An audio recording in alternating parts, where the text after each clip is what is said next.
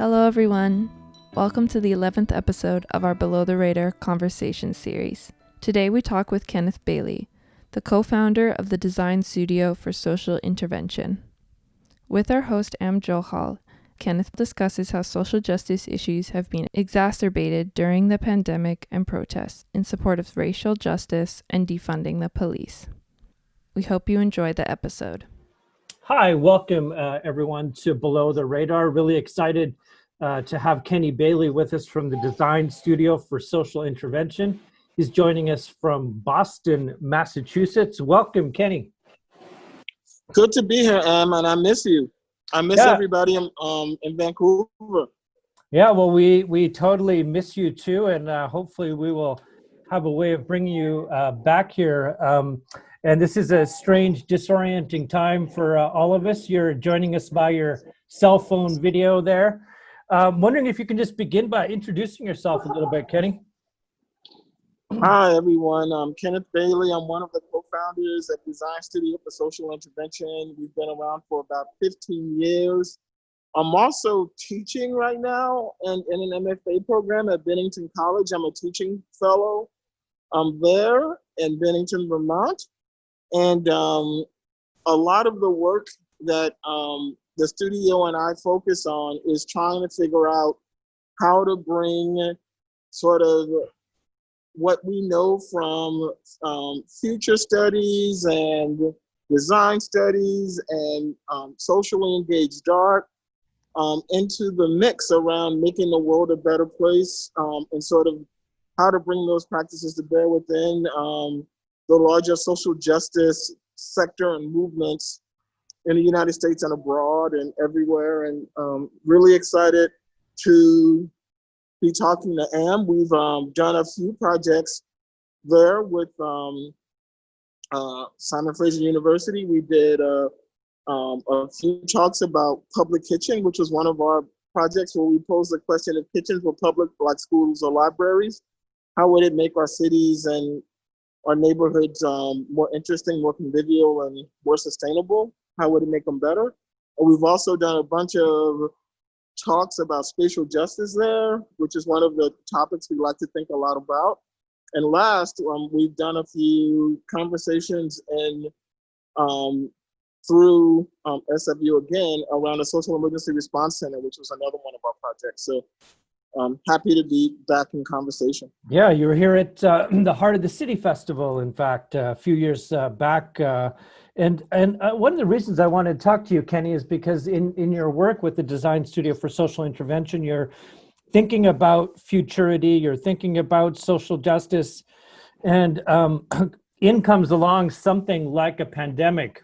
And certainly I'm wondering how your thinking has evolved, or what a moment like this, when you take the pandemic, Black Lives Matter, all of the other emergencies going on, what have you been thinking about the last few months as the world has unfolded in the strange, disorienting ways it has? In a lot of ways, it's exacerbated the very things that you were working on already before, but this moment's punctuated by the strains of authoritarianism, the American election as a backdrop, a kind of almost low-grade civil war in some instances.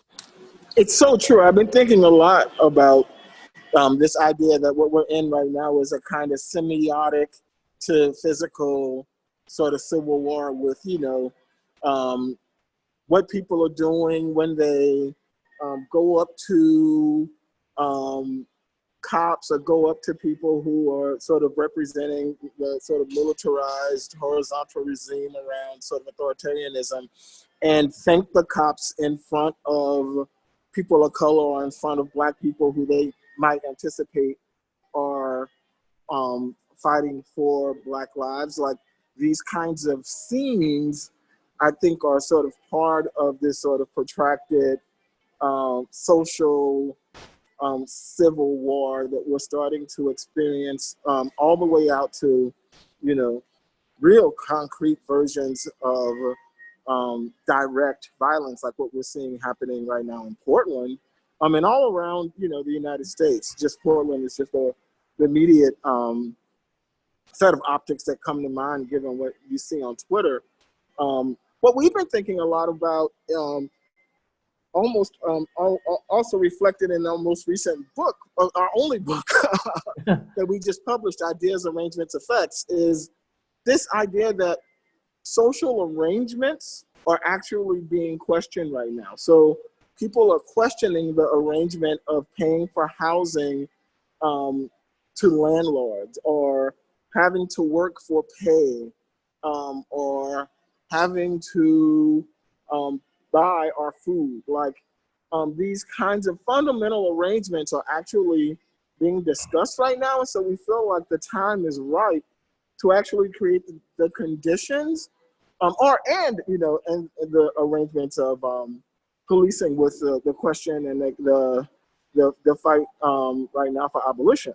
Mm-hmm. What we see are opportunities to actually do what we've been calling for in the book, is to rearrange the social. And that means for us to really study how current forms of social life have been structured and what those structures then produce, and how might we sort of look at social life and forms of what we would call socialities as products of arrangements of social situations like school, housing, credit, debt, rent, work, and the like, and look at the presuppositions that are embedded in them. Like, in order to live, we should work, and if you don't work, you don't deserve to live, because work is the point of living. These kinds of fundamental assumptions that are sort of made in the way our lives are arranged. And we feel like right now we have a time and a space and a window that might not be open for forever, that we can actually start to look at and question and rethink these fundamental assumptions about the operations of our social lives. Yeah, just, a few months ago where, progressive economists were talking about printing money and not borrowing money from the banks, but from central banks, all of these things that were viewed as outside of the realm of possibility have all become possible and being enacted in the matter of a few months. And so these moments of emergency can bring about this idea of possibility, but of course, in the back rooms where people are imagining stimulus funding and other things, we're not in those back rooms, Kenny. So there's another world being imagined that is sort of like the world we had a few months ago. And so I guess one of the questions I'd have is how to scale up these conversations in such a way that they enter into the realm of political possibility. And this other question you bring up around work as well, it's also an attempt maybe, or a time to reimagine what uselessness might be. And uselessness, I mean in a good way, in a good sense, in terms of time and leisure and a right to define life as something outside of work. Exactly. Have you heard of Aaron Manning's book, Towards the Pragmatics of the Useless? No, I have not. You should definitely check that out, because that's a lot of sort of the kind of thinking that she's doing in that book. And I think this question around bringing things to scale is exactly what we're struggling with. Like, we're having a hard time, literally building the architectures to even make these conversations available across, the population of a city. Nevertheless, to make it available across populations of multiple cities. And I think that's one of the problems we're facing right now is, one, how do we build these architectures for these conversations to actually come to scale? And how do we hold them in ways that make them translatable into concrete propositions that communities can enact while they fight for them at both the local, regional, and national, and often international levels. It's something we're struggling with ourselves, and we need all the help we can get in terms of finding likely partners like universities or cities or networks of grassroots organizations to really help us build to scale in order to actually enact the kinds of conversations we feel like we're ready for. Mm-hmm. Now, Kenny, I know you're a really social guy because when you were visiting Vancouver, we could barely walk a block in Chinatown without you hugging two grandmothers. So I'm wondering how social distancing has affected your social life, but also your social practice as an artist. How have you had to adjust to the times? How are you finding that you've had to alter or rearrange the way that you work and are in the world? It's been a real struggle for how we proceed in terms of our practice at the studio, because so much of how we think about engaging in the world assumes an outside. It assumes building platforms for people to come together in open space. And so we're kind of excited about these opportunities to sort of rethink open space in ways that make more sense for the communities that we're talking about. But for us, it's been really, really hard to sort of wrap our minds around the prospects of not getting to work outside for a long time. We were like moving our work so far in that direction. And now we're just trying to figure out how to do it, how to do work in public that still takes into account this choreography of distance, of being 6 feet apart. And one of the other things we're excited about is that the COVID has sort of brought to bear the arrangements of body and space in a way that now we're able to sort of talk about choreographies and the processions of everyday life in frameworks around racism and spatial justice. So it's afforded us a lot of new conversations, but it's also been just very difficult for us as a team that really practices our practice in open space. Mm-hmm. Mm-hmm. What are some of the projects you're going to be taking on in the coming months as we head towards November? And I guess the present emergency will likely go on for several months at least, if not longer. And I'm wondering how you're thinking through that and who you're collaborating with. We're trying to again build these conversations around rethinking life. The framework we're using right now, or the placeholder we're using right now around these conversations, we're calling Life Lab, and in it we're sort of proposing a problem that for lots of us, many of us in the cities that we live in, we've organized life in ways that have made it untenable. And I know you all know that very well in Vancouver. So much of the discourse around everyday life is framed around the impossibilities of living in Vancouver, given the market rate housing situation. And we're really interested in trying to put a larger frame around these kinds of problems to say that the problems are interrelated between work, home, credit, debt, health, food, things like public life, leisure, culture, and the like, to say that now we have an opportunity to propose new ways to live together. So that's the primary sort of aim of work that we're trying to really get up and off the ground.